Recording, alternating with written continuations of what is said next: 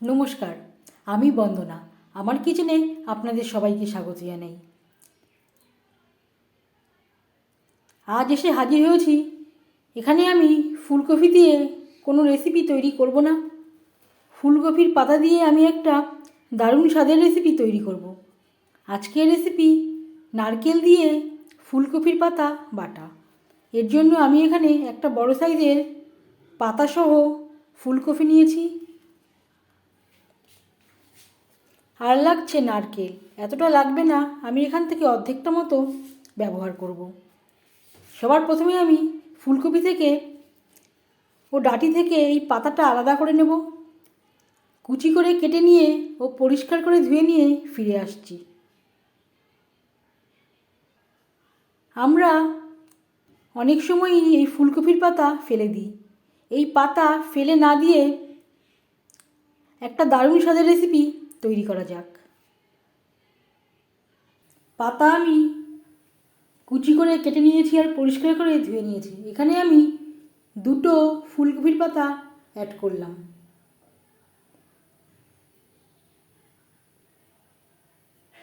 আর দিয়ে দেব জল।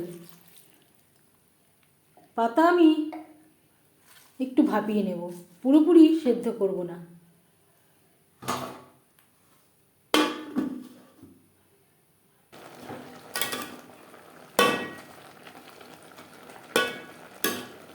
গ্যাসের ফ্লেমটা অফ করে দেব আর ঠান্ডা করে নেব। ফুলকপির পাতায় যদি কোনো পোকা থাকে তাহলে সেই পোকাটা চলে যাবে। আপনারা চাইলে ভাপিয়ে না নিয়েও এই রেসিপিটি তৈরি করতে পারেন। আমি এইভাবেই তৈরি করে থাকি। আবারও ঠান্ডা জল দিয়ে এখানে আমি নর্মাল জল নিয়েছি, বেশ পরিষ্কার করে ধুয়ে নেব। এতে এই পাতার কালারটা খুবই ভালো থাকবে। এইভাবে 2-3 গ্লাস জল দিয়ে আমি পাতা ধুয়ে নিয়েছি আর জলটা আমি ঝরিয়ে নিয়েছি। এবার পাতা বেটে নেব। দিয়ে দিলাম 4-5টা কাঁচা লঙ্কা। ঝালটা অবশ্যই আপনাদের স্বাদ অনুযায়ী দেবেন। দিয়ে দেব পাতা। যদি আপনারা শিলে বাটেন তাহলে আর জল অ্যাড করবার প্রয়োজন নেই। যদি প্রয়োজন হয় খুব সামান্য পরিমাণে জল অ্যাড করব, খুব বেশি জল অ্যাড করবার প্রয়োজন হবে না।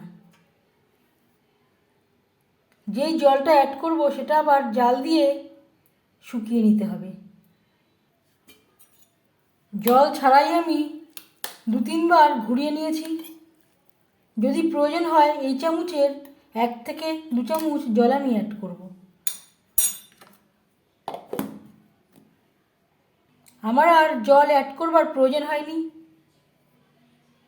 পাতাতে যেটুকু জল ছিল তাতেই বেশ ভালো করে বাটা হয়ে গেছে।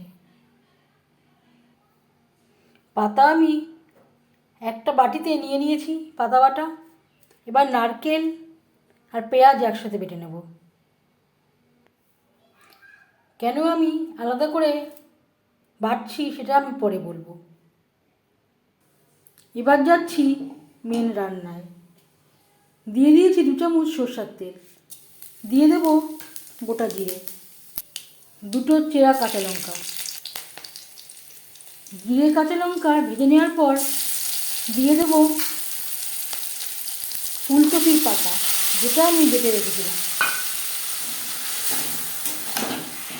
গ্যাসের ফ্লেমটাকে অবশ্যই রাখতে হবে লো টু মিডিয়ামে। খুব বেশিক্ষণ ধরে ভাজবার প্রয়োজন নেই। স্বাদ মতো লবণ।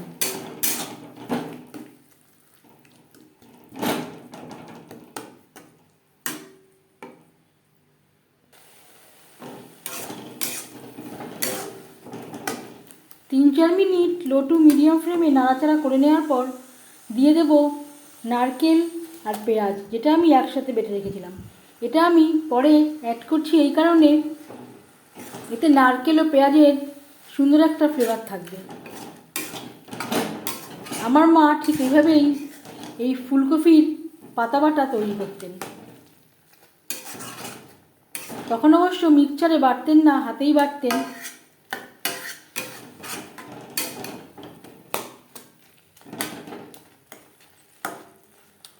তখন প্রথমে এই পাতা ধুয়ে কুচি করে কেটে নেওয়ার পরে এই কড়াইতে সামান্য পরিমাণে তেল ও জিরে ফোড়ন দিয়ে হালকা করে ভেজে নিতেন।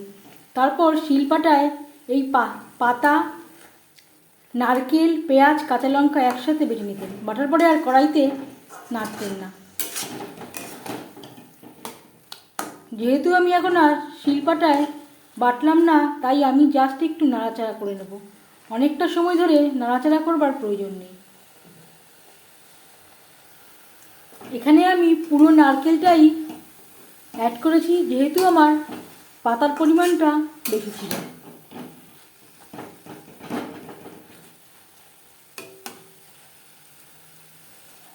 নারকেল ও পেঁয়াজের কাঁচা গন্ধ যাওয়া পর্যন্ত নাড়াচাড়া করে নেব। খুব বেশিক্ষণ ধরে নাড়াচাড়া করবার প্রয়োজন নেই। নারকেলের সাথে আরও 3-4 মিনিট লো টু মিডিয়াম ফ্লেমে নাড়াচাড়া করে নেওয়ার পর গ্যাসের ফ্লেমটা অফ করে দেব। যদি আপনারা নিরামিষভাবে তৈরি করতে চান, তাহলে পেঁয়াজের ব্যবহার নাও করতে পারেন।